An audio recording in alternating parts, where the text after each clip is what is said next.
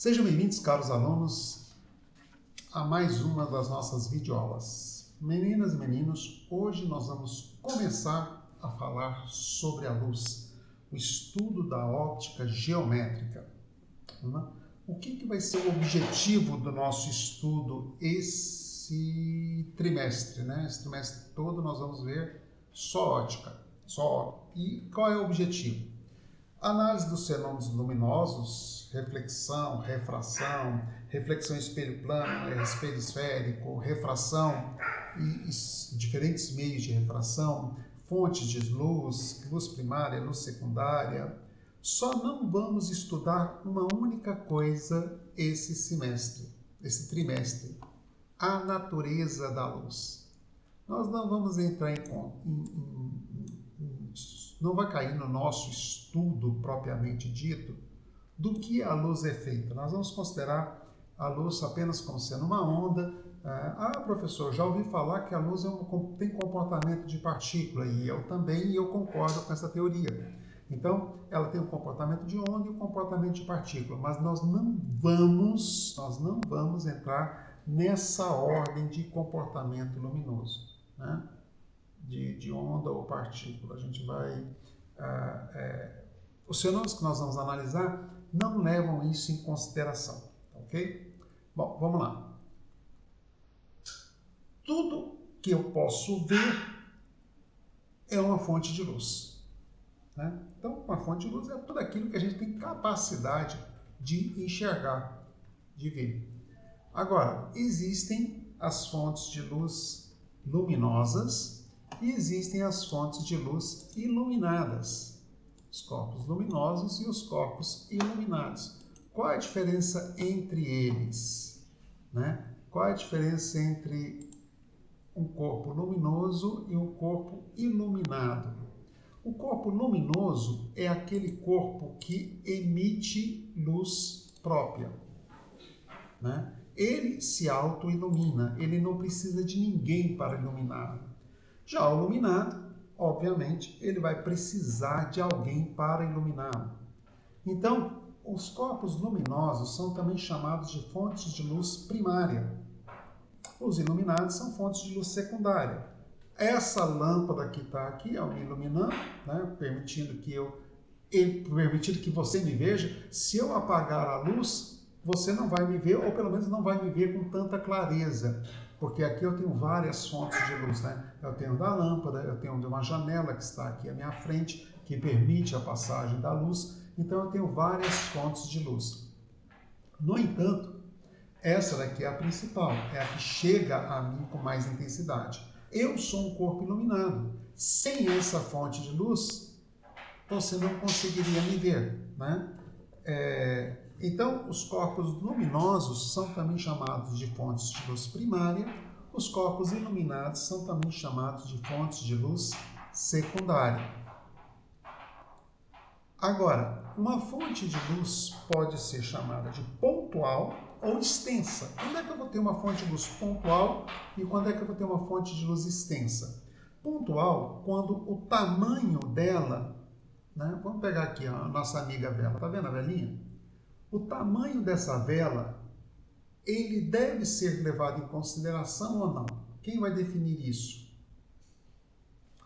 Uma das coisas é a distância que eu estou da vela. Aqui, essa fonte de luz é bem grande, né?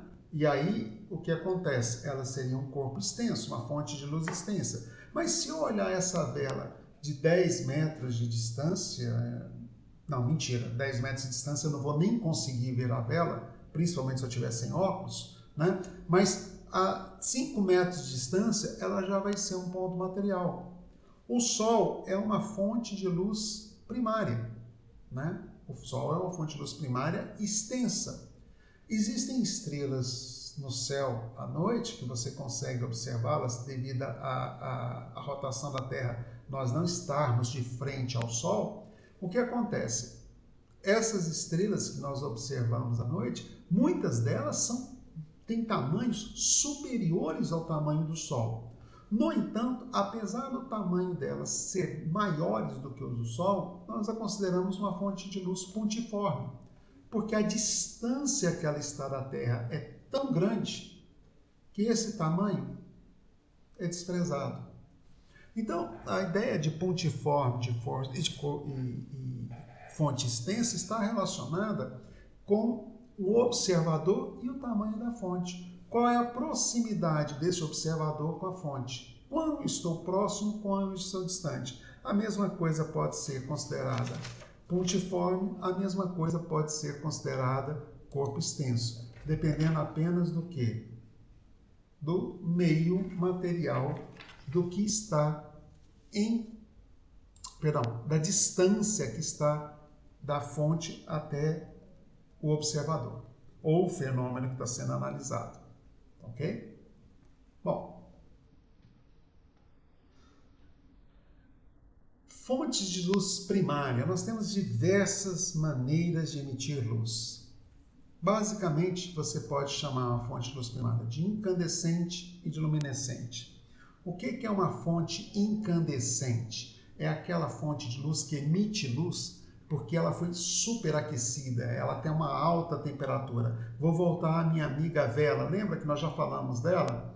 Né? Eu comentei com vocês, deixa eu sair um pouco do ar aqui, deixar só a vela, que a nossa amiga vela, ela tem cores diferentes. Por quê? Porque ela tem nessa chama temperaturas diferentes. Aqui é a parte mais quente, aqui é a parte mais fria.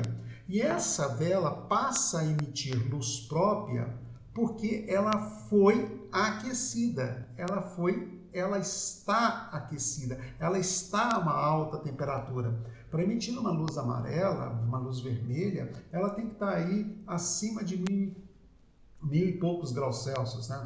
Uma luz azul em torno de 3000, uma luz branca, você tem uma fonte incandescente branca, ela tem que estar acima, a temperatura dela tem que estar acima de 10.000 graus Celsius. Então são fontes de luz que emitem luz devido à sua temperatura. Essa lâmpada que me ilumina aqui, ela não é uma fonte de luz incandescente. Tá? É uma lâmpada de LED, emite luz por um processo diferenciado. Né? O que é uma fonte de luz luminescente? Existem dois tipos de luminescência, a fluorescência e a fosforescência. Essa lâmpada aqui, ela não é nem luminescente nem incandescente, é uma lâmpada de LED. Ela emite luz porque existe um semicondutor ali dentro dessa lâmpada que, ao ser percorrido por uma corrente elétrica, ele emite luz, tá? Então, não seria nem luminescente, nem fluorescente, nem fosforescente. O que é o fluorescente? O que é o fosforescente? O fluorescente, ele emite luz na presença de um agente excitador, algo que faz ele emitir luz. O fosforescente, ele vai continuar emitindo luz, mesmo que esse agente excitador não esteja ali presente, né? Olha só. Essa lâmpada é incandescente, né? Já está em desuso, né? A gente parou de usar essa lâmpada. Por quê? Porque, vamos colocar todas aqui, se você pegar uma fonte de luz como essa lâmpada primária e uma fonte de luz primária como esta lâmpada, para emitir luz, o que acontece? Esta daqui gasta mais energia do que essa. Porque esse filamento que tem aqui dentro, hoje esse filamento é feito de tungstênio, tá? Esse filamento é aquecido. O tungstênio tem ponto de fusão, se não me engano, 3000 e lá vai pancada, acho que 3200 graus Celsius, se não me falha a memória. Esse filamento, ele é aquecido e ele chega a temperaturas muito altas, né? E, consequência desse filamento ser aquecido, ela passa a emitir luz. Essa luz amarelada aqui, né? Meio amarelada, meio branca, meio amarelada. Não são todas as cores, mas ela tem uma tendência mais para o amarelo, né? Dentro dessa lâmpada, antigamente se fazia o vácuo. Por quê? O tungstênio, se entrar em contato com o oxigênio, ele reage. Então, aqui se fazia o vácuo. Depois eles pegaram e colocaram aqui dentro um gás halógeno, tipo flúor, tipo cloro, eu não sei dizer para você precisamente qual dos gases que é. E esse gás halógeno tem uma propriedade interessante. O tungstênio, mesmo estando aqui a temperatura alta, ele começa a evaporar. Ele começa a sofrer um processo de evaporação, semelhante aquele processo de evaporação que existe na blusa que você colocou no varal para secar. É uma evaporação, não é uma ebulição. E aí o que acontece? Esse gás halógeno que está aqui dentro, ele reage com o tungstênio. E ao reagir com o tungstênio, quando esse gás interagindo com o tungstênio chega no filamento, o gás devolve para o filamento o tungstênio que evaporou. Olha que legal! O tungstênio vira vapor, o gás traz esse tungstênio de volta para o filamento. E aí aumenta a durabilidade do filamento. Então essa fonte de luz é uma fonte de luz incandescente. Ela emite luz porque ela foi aquecida. Aqui eu tenho gás e uma película branca em volta dessa lâmpada. Você está vendo aqui, ela ligada e ela desligada.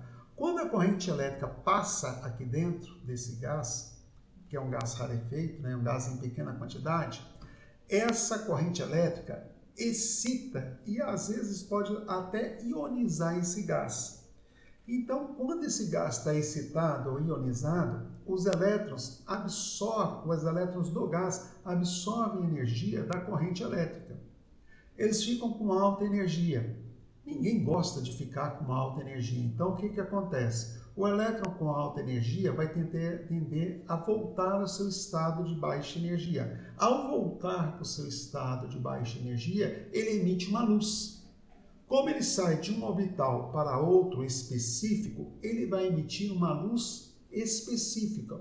Vermelho, verde, amarelo, enfim. Essa lâmpada, principalmente essa lâmpada aqui, não a que está me iluminando, eu apontei para o lado errado. Essa lâmpada aqui, ela emite muita luz verde, muita luz azul, quase nada de vermelho, né? Pouquíssimo vermelho, né?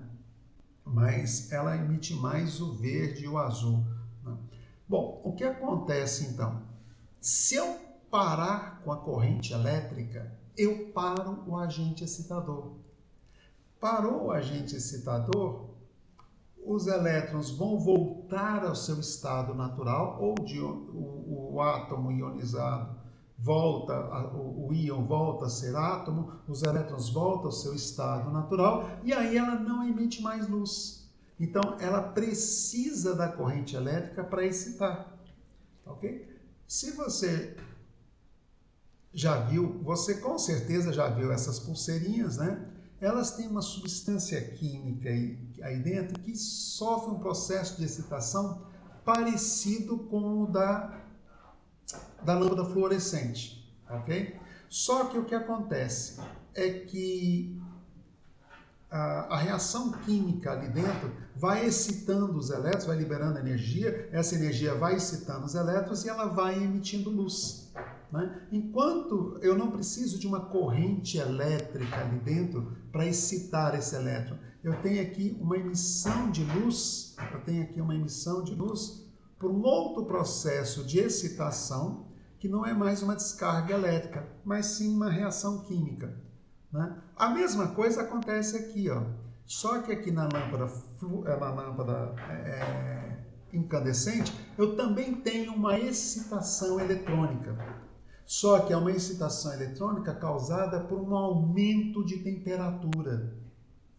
Olha, então, na prática, o que acontece? Quando é que você emite luz? Quando o elétron absorve energia, vai para um estado mais energético. Quando ele volta, para voltar para o estado que ele estava no início, ele tem que emitir luz. O que muda são os agentes que estão causando essa excitação. Em alguns casos, até ionização. Ionização é quando o elétron sai, né, do nosso meio. Sai do átomo, né? Raio de luz. Gente, o raio de luz é uma coisa que é um artifício que a gente vai usar muito, mas ele não é a luz. Ele indica a direção de propagação. Aqui eu tenho um raio de luz paralelo, aqui eu tenho um raio de luz divergente, aqui eu tenho um raio de luz convergente. Como é que essa história, raio de luz, não é a luz, mas indica a direção? Olha só. Vamos ver aqui uma simulação. Ó, deixa eu... Pronto. Aqui nós estamos de novo no nosso simulador do PhET. O endereço das simulações de hoje, gente, eu vou anexar no material em PDF da aula, tá? Se você quiser brincar com isso aqui, à vontade. Eu aconselho, inclusive, que você brinque. Eu tenho aqui uma fonte de luz que tem diversas cores. Cada cor tem um comprimento de onda específico. Mas antes de eu te mostrar isso aqui, ó, vamos ver o que é o raio... Não, o que é o raio de luz? Isso aqui é o raio de luz. Tá vendo? O refletido e o refratado. Passou do ar para o vidro, mudou de meio, muda de velocidade, esse é o raio refratado. Esse é o raio refletido, bateu e voltou para várias cores diferentes. Ó, a vermelha, azul, verde, amarelo. Vamos deixar aqui no azul. Pronto. Agora, cadê a onda? A onda está aqui, ó, vibrando. Tá vendo a vibração da onda? Assim, é uma simulação da vibração da onda. O raio de luz indica a direção de propagação dessa vibração. Vamos ver a diferença desses dois nesse simulador que eu estou colocando aqui para vocês. Ó, eu tenho aqui o manual não, vamos botar um pulso aqui. Ó. Esse cara vai criar uma onda. Vamos botar aqui, está criando uma onda. Tá vendo a onda propagando aqui? Essa é a direção de vibração da onda. Mas qual é a direção de propagação? Ó, vou criar um pulso aqui. De novo. Você inclusive consegue perceber o pulso refletido, tá vendo? O pulso incidente, que tem maior intensidade, e o pulso refletido. Isso significa que esse material aqui é um péssimo refletor, né? Ele não está refletindo muito a luz. Vamos fazer bem lento aqui, ó. Ó, o raio de luz estaria nessa direção aqui, ó, indicando para onde a luz está indo. Bateu e voltou. De novo, ó, o raio de luz indica a direção de propagação da luz. Então, vamos voltar aqui. Aqui está o nosso raio de luz. O raio de luz incidente, o raio refratado e o raio refletido, né? Aqui, inclusive, já vou até antecipar algumas coisas. Observe esse ângulo aqui com essa reta. Essa reta a gente chama de reta normal. Ela é perpendicular à superfície. Olha só, o ângulo de incidência e o ângulo de reflexão. O ângulo de incidência e o ângulo de reflexão, né? Gente, aqui eu posso medir a intensidade da luz. Aqui é a intensidade da luz incidente, a intensidade da luz refratada e a intensidade da luz refletida, né? Observe que à medida que o ângulo de incidência vai aumentando, a intensidade da luz refletida vai aumentando. Obviamente, da refratada vai diminuindo.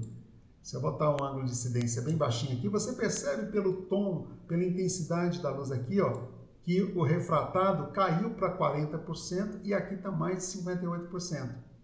Então, a quantidade de luz refratada e refletida vai depender do ângulo que você percebe a luz, né?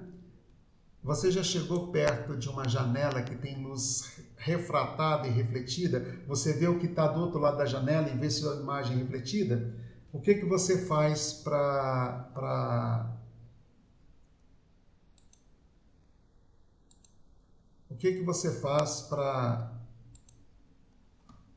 para ver melhor? Põe a mão e chega de frente para a janela. Por quê? De frente para a janela é essa situação aqui, ó. Olha a intensidade da luz incidente, olha a intensidade da luz refratada. Praticamente não existe luz refletida aqui, às vezes um pouco absorvida por essa superfície de contato. Então aqui nós temos o nosso meio de propagação da luz. A luz caminhando em linha reta, observe que ela caminha em linha reta, sofreu um desvio, mas caminha em linha reta, né? Nesse ponto aqui, o trecho é retilíneo. Agora vamos ver os nossos feixes de luz. Olha só, eu disse a você que eu posso ter o feixe de luz paralelo, vamos botar aqui mais de um, paralelo. Vou colocar uma superfície aqui, ó. Eu vou só inclinar um pouquinho para você ver, ó. Passa de um meio para outro, ela continua paralela aqui dentro e aqui volta de novo para o ar, vidro e ar, paralelo, ok? Bom, vou usar esse prisma, que esse prisma aqui vai ser importante para mim. Aqui eu estou fazendo para a luz vermelha. Se eu mudar, vou botar só um raio de luz. Se eu mudar do vermelho para o azul, para o violeta, observe um detalhe importante. Olha o ângulo que essa luz, vai sofrer, esse desvio que ela vai sofrer quando eu saio do vermelho para o violeta. Olha lá. Cada cor está sofrendo uma refração diferente. Por que cada cor está sofrendo uma refração diferente? O que é a refração? É a passagem da luz do ar para o vidro, de um meio para outro. Em cada meio, a luz tem uma velocidade diferente. Se o vermelho refrata diferente do violeta, isso significa que no vidro, o vermelho tem uma velocidade diferente do violeta. No ar, essas velocidades não são diferentes, são iguais, né? A gente fala que o índice de refração do ar é 1, né? Depois eu vou explicar direitinho o que é o índice de refração do ar, mas no ar, assim como no ar, todas as cores teriam a mesma velocidade. A diferença é tão pequena que a gente despreza. Mas no prisma de vidro, não. Olha só, aqui no prisma de vidro eu percebo que o violeta refrata diferente do vermelho, ok? Isso acontece por quê? Porque o violeta tem uma cor diferente. Agora, olha que interessante. Eu coloquei uma lente convergente, a luz convergiu, feixe convergente, feixe divergente. Né? Feixe convergente e feixe divergente. O que aconteceria se eu mudasse esse meio aqui para vidro? Olha só, estou saindo do ar para a água, para o vidro. Olha lá, não tem desvio de trajetória, porque não tem refração. Eu estou aqui com o mesmo índice de refração daqui. A luz está propagando em linha reta no meio, num único meio. Professor, mas são dois. Não, é um único meio. É um único meio para a luz. Você pode até perceber pelo tato que são meios diferentes, mas pelo tato. Para a luz, não. Se os meios têm o mesmo índice de refração, eles vão ter a mesma... Eles vão ser o mesmo meio para a luz, ok? Só para lembrar, te mostrar o que é o índice de refração. Deixa eu pegar minha caneta aqui. Índice de refração, gente, é essa razão aqui, ó. N é o índice de refração, é C sobre V.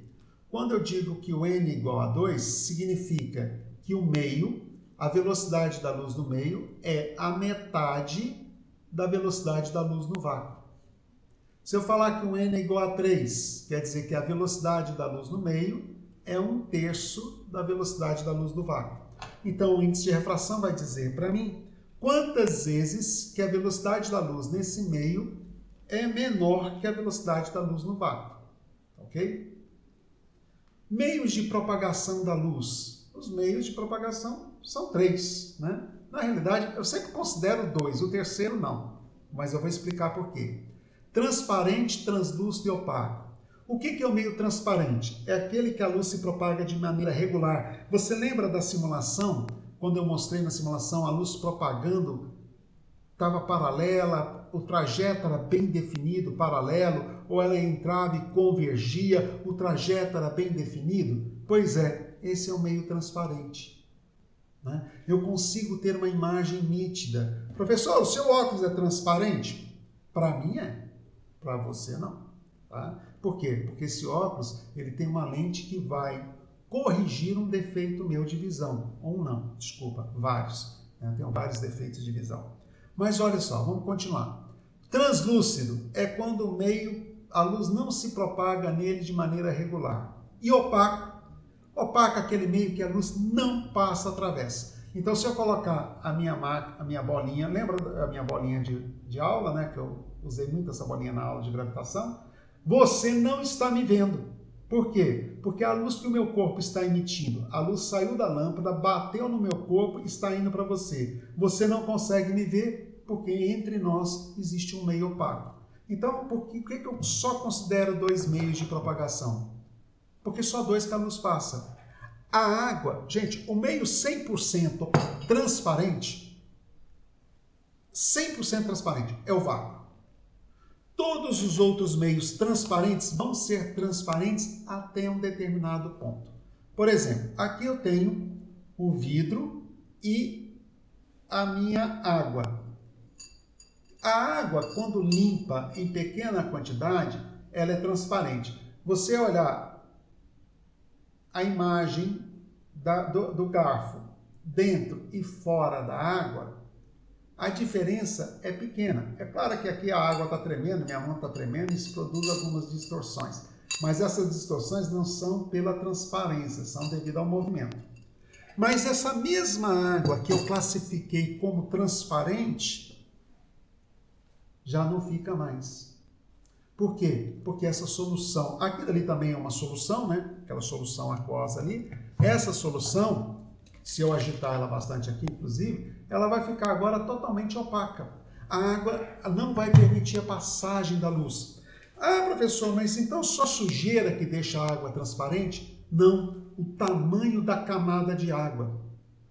Se você mergulhar no mar, por mais limpo que ele esteja, vai chegar a uma certa profundidade, que é óbvio que vai depender da composição da água, que a luz não vai mais conseguir entrar lá dentro, né?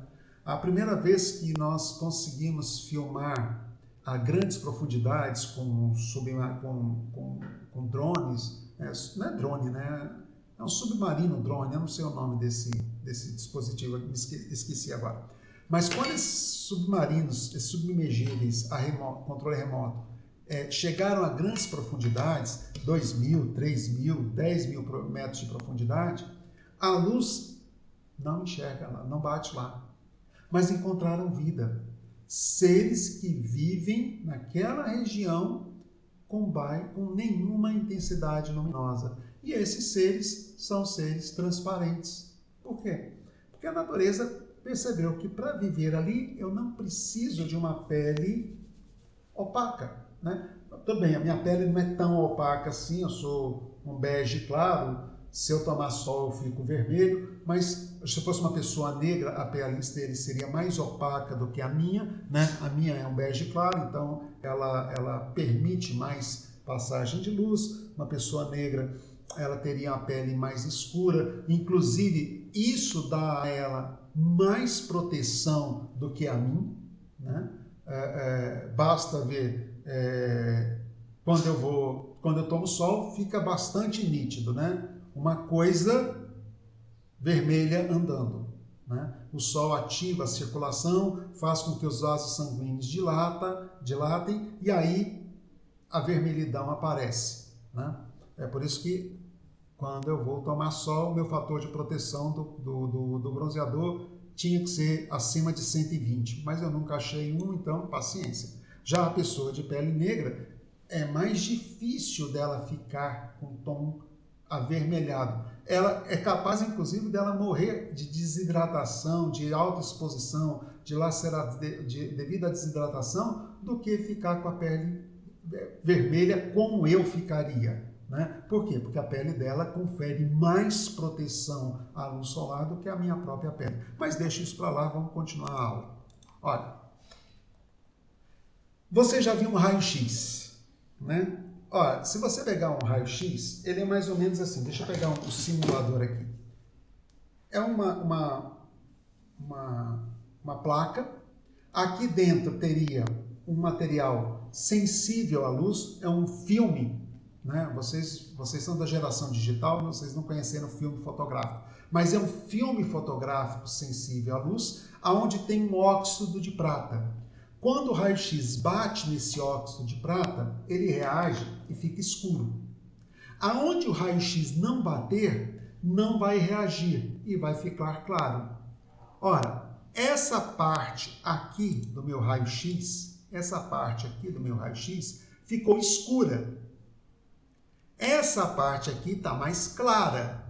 Significa que esse meio era mais transparente e esse meio aqui, está vendo aqui a ponta do osso aqui, não do dente, o dente está aqui, ó, a ponta do osso aqui, ó, esse é mais claro. Por quê? Porque o osso, ele é um meio opaco para o raio-x. Então, quando você tira um raio-x, o raio-x passa através da sua pele, passa através dos seus músculos, que não são tão transparentes, mas são translúcidos, e bate no osso. Quando bate no osso, não passa através do osso. Então, o osso aparece na chapa fotográfica do raio-x revelado, né? Hoje em dia, nem esse processo é mais assim, é quase tudo digital. Mas vamos lá. Olha só, aqui eu teria um meio opaco cobrindo o material fotográfico. Tudo isso aqui é um material fotográfico cobrindo não, né? Pelo amor de Deus, coberto por um material. Aqui é só o material transparente para o raio-x. Aqui é o rosto do cachorro. O osso do cachorro, que é o meio opaco, o nariz, cartilagem, que são meios translúcidos. Então, transparente, permite a passagem da luz de maneira regular, formando imagem nítida. Translúcido, a luz já não passa mais de uma maneira tão regular assim e a imagem não é nítida. Opaco, a luz não passa através do meio opaco. Ok?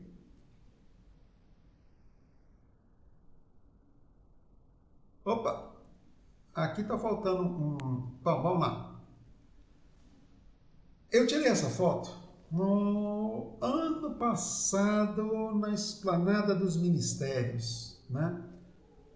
Essa foto foi tirada lá na Esplanada dos Ministérios, lá no ano passado.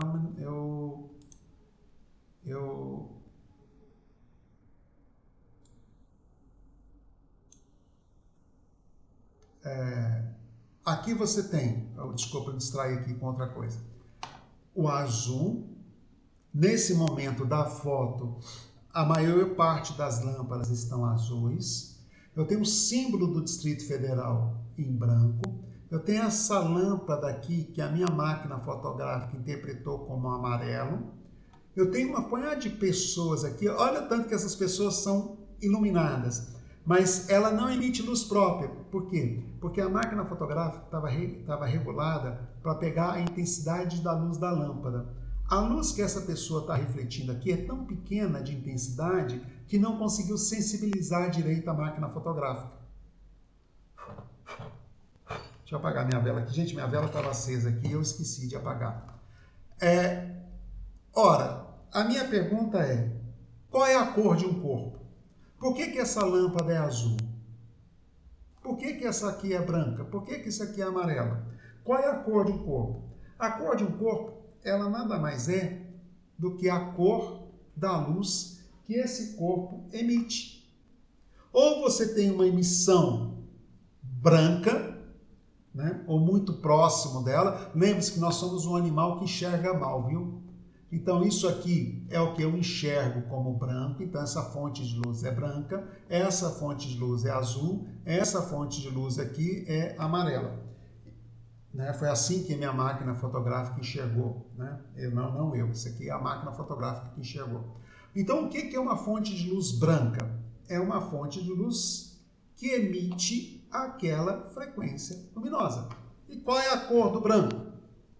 Todas as cores juntas. Isso aqui é uma experiência, uma simulação de uma experiência que o Newton fez lá em 1660 e pouco, quando ele passou a luz branca através de um prisma. Lembra que a gente mostrou lá um pouco na simulação? Quando a luz passa através do prisma, cores diferentes vão ter velocidades diferentes. E por terem velocidades diferentes, essas cores que antes estavam juntas, agora vão andar em separado. O vermelho anda separado do violeta, anda separado do azul, anda separado do amarelo. É por isso que a gente usa a iluminação branca para as coisas. Por quê? Porque tudo que tiver cor vai emitir o branco. o branco vai iluminar, não vai emitir branco, não, perdão, falei errado, uma grande besteira que eu falei, né? O branco vai iluminar esse papelzinho e esse papelzinho vai emitir essa cor. Eu chamo isso de rosa, né? Então a cor de um corpo é a cor que é da luz que esse corpo emite, estando ele iluminado por uma luz branca ou por uma luz dessa cor aqui, ó. Esse material está emitindo essa cor. A luz branca bate no material, ele interage e emite a cor. Então, eu posso ter tanto emissão primária quanto emissão secundária. Tá ok? Eu posso ter emissão de luz primária ou emissão de luz secundária, tanto faz. Ora, vamos então ver aqui mais uma simulação?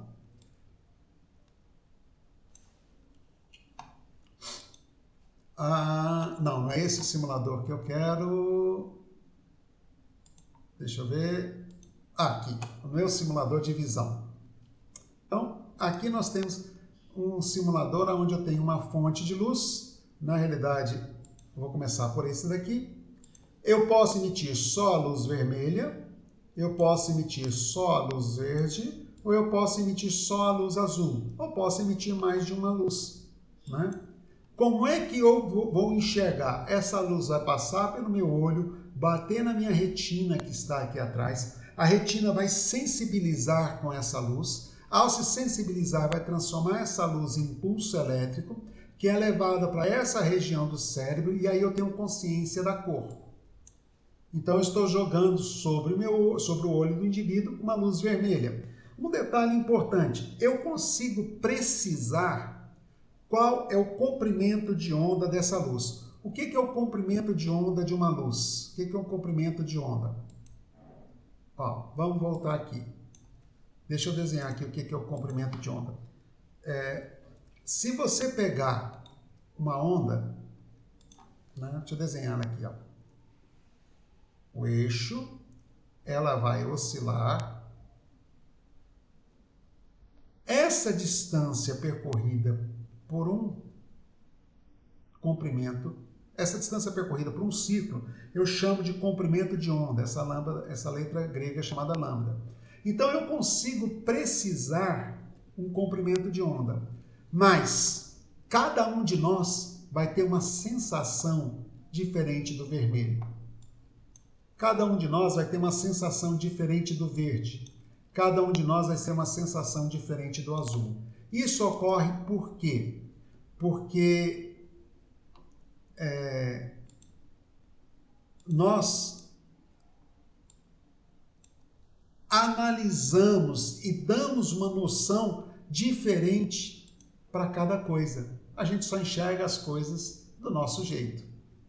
Então, ó, vermelho, verde e azul. As três cores juntas, por isso que são chamadas cores básicas, né? Vão formar um branco. Professor, mas isso aqui é branco, branco, branco? Não, eu enxergo isso aqui como branco. Você pode enxergar um branco com um certo tom avermelhado, amarelado. Depende, cada um vai analisar isso de uma forma diferente, né? Isso aqui é como a sua retina está interpretando esses três raios juntos. Se eu tirar um, olha o que minha retina vai enxergar, vermelho com o verde. Vai enxergar o amarelo. Se eu tirar e colocar o azul, ela vai enxergar o que se chama de magenta. Se eu tirar o vermelho e colocar o verde, ela vai enxergar o que se chama de ciano, né? Então, cada um vai enxergar a luz de uma forma diferente, né? Esse aqui é um outro experimento que mostra aqui, ó, uma luz branca, né? Deixa eu ver aqui por que ele não está funcionando. Porque eu não liguei, né? Ó. Aqui eu tenho uma fonte de luz, né, que vai do vermelho até o azul, né? E aqui eu tenho uma fonte de luz branca. Olha a luz branca aqui, ó. Bateu a luz branca, estou enxergando com luz branca. Agora eu vou colocar um filtro de luz. Esse filtro de luz é um meio que é opaco para uma determinada cor e transparente para outra, ok? Então ele é transparente para esse tom de amarelo e é opaco para as outras cores. ele é transparente para o vermelho, transparente para o violeta. Então, o filtro, eu estou escolhendo qual é a cor que vai passar através dele. Ok? Qual é a cor da luz que vai passar através do filtro? Bom, aqui, olha só, eu estou emitindo a luz vermelha, mas o meu filtro está para verde. Então, só vai passar quando eu chegar no verde. Né? Se eu mudar o filtro para vermelho, o que vai passar? Nada, só vai passar quando eu chegar no vermelho. Chegou no vermelho, eu passo a ver as cores que o filtro permite. Então, o filtro de luz é o meio que impede a passagem de todas as cores, exceto uma. Né? Aqui, inclusive, a gente pode falar já de um detalhe, né? O que é monocromático e o que é policromático. A luz branca é a policromática, a luz depois do filtro é a monocromática. Várias cores, uma única cor. Várias cores aqui eu tenho várias cores, aqui eu tenho uma única cor, ok? Bom, vamos continuar então, voltemos então à nossa apresentação. Deixa eu tirar esse cara aqui, tirar esse daqui, não, pronto. Vamos voltar então à capa do Pink Floyd. Meu filho fala que isso aqui é a capa do Pink Floyd, né, do disco The Dark Side of the Moon do Pink Floyd. É um ótimo disco, diga-se de passagem. Bom, vamos lá então. Olha só. Então, a cor de um corpo é a cor da luz que ele emite. Princípios da ótica. São 3. Princípio da propagação retilínea. Princípio da independência dos raios luminosos. Princípio da reversibilidade. O que esses 3 princípios estão dizendo para nós? Coisas muito, muito simples. Olha só, o que diz o princípio da propagação de retilínea? Em um meio transparente, homogêneo e isotrópico, a luz se propaga em linha reta. O que significa um meio transparente, homogêneo e isotrópico? Transparente permite a formação de uma imagem nítida. Homogêneo, você tem as mesmas propriedades químicas, as mesmas propriedades físicas. Quando eu fizer isso, a luz vai se propagar em linha reta. Então, o meu raio de luz vai andar numa linha retinha, retinha, retinha. Deixa eu escrever aqui, colocar a caneta. Ó, meu raio de luz, ele anda... Nossa, isso aqui não é reto. É a linha reta, pronto. Agora, princípio da reversibilidade. Suponha que um raio de luz cruze com outro. O que acontece? Nesse cruzamento aqui, uma luz vai sofrer interferência com a outra. Interferência construtiva, destrutiva, não vou entrar no mérito agora. Mas, depois do cruzamento, cada raio de luz segue o seu trajeto natural. Nós vimos isso na simulação e eu vou te mostrar de novo a simulação. Olha só, aqui está a nossa simulação.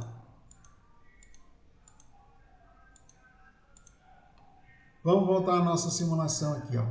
Eu vou girar esse prisma para mostrar uma coisa aqui, ó. Pronto. Tá vendo esse raio de luz vermelho que vem aqui de cima? Ele interagiu com esses outros raios vermelhos, mas depois da interação eles não sofreram desvio. Vai sofrer desvio aqui quando ele passa do vidro para o ar, mas aqui não. Então, o que a gente observa nesse tipo de fenômeno? A independência dos raios de luz. Um raio de luz interfere no outro, mas não altera a sua trajetória. Ok? A nossa atmosfera não é um meio homogêneo e nem isotrópico. Por isso que o Sol aparece aqui em cima, mas na realidade está aqui embaixo. Ele vai sofrendo uma curvatura, ele vai sofrendo um desvio. Esse desvio se deve exatamente a quê? Ao fato da nossa atmosfera não ser um meio transparente. Eu esqueci de modificar. Vamos voltar aqui. Olha lá, é esse desvio que eu estou falando aqui para vocês. Né? Você já ouviu falar que o Sol está mais alto do que a posição natural? Por quê? Porque ao entrar na atmosfera, a luz do Sol faz uma curva. Professor, mas o senhor não disse que a luz propaga em linha reta? Em meio transparente, homogêneo e isotrópico. A atmosfera não é um meio transparente, homogêneo e isotrópico. E por se propagar em linha reta, a luz vai formar sombras e penumbras, né? Eu vou ter a formação da sombra. O que eu preciso para ter a formação da sombra? Eu preciso de um corpo opaco e de um anteparo. Quando eu tenho a luz incidindo sobre o corpo opaco e sobre o anteparo, olha só.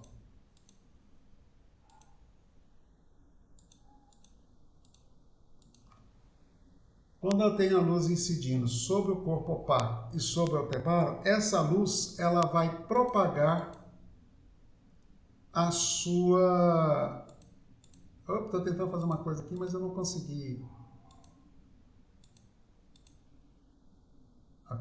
Meu computador ficou mais doido do que eu. A luz vai projetar na parede a sombra. O que é a sombra? É exatamente aquela região aonde não existe luz. Aqui atrás não tem luz. Tudo ficou iluminado, mas aqui atrás não tem luz. Quando a minha fonte de luz é muito grande, ela produz uma sombra propriamente dita e uma penumbra. O que é a penumbra? É essa região aqui, ó, onde eu teria um degradê de cinza. Isso aqui era para estar mais cinza, não sei por que não ficou tanto assim, né? Aqui seria escuro e aqui ia ficando cada vez mais claro. Essa região de transição do escuro para o claro é o que a gente chama de penumbra, ok? E você vê isso no eclipse. O que é o eclipse? O eclipse é quando a Lua entra na frente do Sol, projetando na Terra a sombra da Lua. Eclipse solar. Ou então quando a Lua vem aqui, ó, e entra na sombra da Terra. E aí a Terra projeta a sombra na Lua. Eclipse lunar. Então, eclipse solar, quando a Lua bloqueia a luz do Sol. Eclipse lunar, quando a Terra bloqueia a iluminação da Lua. A Lua é uma fonte de luz secundária e a prova de que a Lua é uma fonte de luz secundária é que nós temos as fases da Lua. Aqui você vai observar o Sol, a Lua e a Terra. Está vendo aqui o cone de sombra? Isso significa que somente as pessoas que estiverem aqui nessa região da Terra é que vão enxergar o eclipse total do Sol. As pessoas que estiverem aqui nessa região e nessa região vão enxergar o eclipse chamado eclipse parcial do Sol e não o total. As que estiverem nessa região aqui, ó, vão ver o Sol. E as que estiverem do lado de cá? Noite, né? Aqui é dia, aqui é noite. Tá ok? Só para finalizar, a nossa Lua são essas duas fotos eu tirei no mesmo dia, na mesma noite, né? Aqui a Lua anterior ao eclipse, aqui a Lua no início do eclipse, né? Esse aqui são dois eclipses, esse aqui é o mesmo período da Lua. E aqui é um outro eclipse da Lua, tá? Só que agora eu escolhi essa foto, que aqui é o eclipse se iniciando. Aqui é o eclipse sendo finalizado. O início do eclipse e o fim do eclipse. Tá ok? Ah, sim, detalhe, são dois eclipses diferentes. Esse aqui ocorreu primeiro, há uns 5 anos atrás. Esse aqui há 3 anos atrás. E ainda temos de quebra aqui um planeta, né? Talvez seja Mercúrio. Não sei dizer para você que planeta é esse. Mas de quebra nós temos a Lua e temos um planeta bonito aqui atrás. Ok?